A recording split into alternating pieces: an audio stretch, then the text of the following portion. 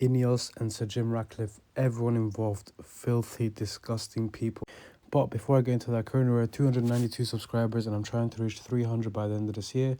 Only 8 more subscribers to go and 13 more days left in this year. So make sure to smash that subscribe button, as 98% of you guys are not subscribed.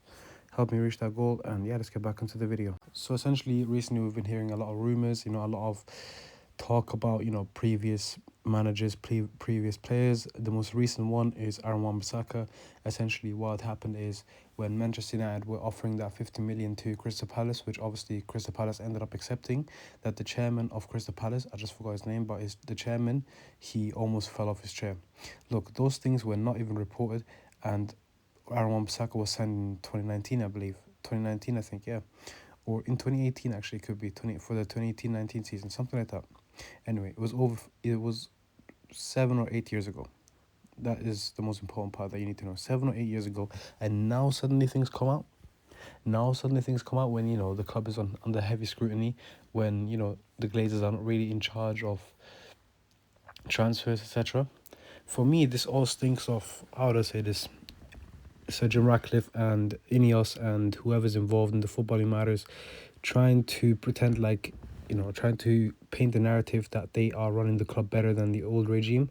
Me personally, I can't lie, they both stink. They're both two cheeks of the same ass, in my opinion. Sir Jim, the Glazers, whoever it is, I don't care. But the fact that you feel the need to be talking down, old staff members maybe, who, to be honest with you, they actually made a good deal as well on Aaron Wan-Bissaka. £50 million for him back then was justified. And I think even currently, that version of Wan-Bissaka, I promise you, £60 million at least.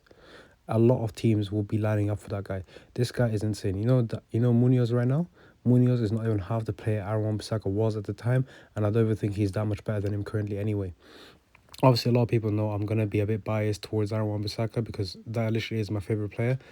But the thing is, look, there's literally no need to bring down a player just to paint your own narrative, to, pretend like you're doing a good job. Because, first of all, you're not doing a good job. You're doing a terrible job because in your first full season, what do? We finished 15th in the league.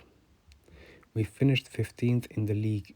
You know how crazy that is? And obviously we lost the Europa League final, and now this season we're struggling again. Obviously, I mean, yeah, people can say, oh, we've improved. I would hope we improved, considering the fact that we finished 15th last season. Right now, we're struggling to win 5 games in a row. Our next opponent are Aston Villa, by the way, who won 9 games in a row. So I don't want to hear this nonsense of, oh, you know what, no, give Amorim time. Nah, I'm not going to give Amorim time. Look what Sunderland are doing right now. Amorim has better players than Emery or whoever the Sunderland coach is. I even forgot his name. I don't even know his name. Yeah. Amorim has better players at his disposal. Amorim had an insane summer transfer window for himself. And guess what? He is still performing at a lesser rate than either of those managers. INEOS, they're not doing anything about it. Instead, they're saying Amorim can be comfortable. He will be here for at least 3 years. Make it make sense. And now they're trying to run narratives that some former players, they were overpriced and stuff. Now we are improving, etc., etc. Trying to make out as if Wan-Bissaka was some scrub that we paid £50 million for. The Crystal Palace chairman was laughing and stuff. Keep in mind, Aaron Wan-Bissaka in his first 2 seasons, we finished 3rd and 2nd. So Wan-Bissaka was a key part in both, by the way.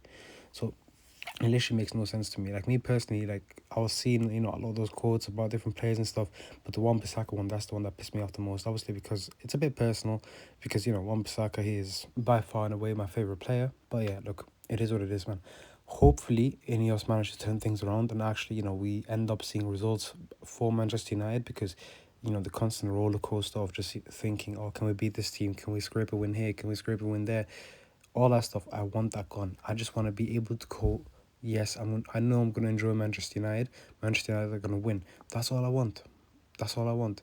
I don't want to hear none of these attempts of painting a false narrative. I don't want to hear these attempts of, oh, the system is working, give us more time. No, I want the results. That's all I want. But anyway, man, that's it for the video. I hope you guys enjoyed it. Please don't forget to subscribe, like, and share the video. Again, as I said, we're trying to reach 300 subscribers. Only 8 away and 30 more days to go until the end of the year. And also, let me know your thoughts. Do you guys agree with anything I've said?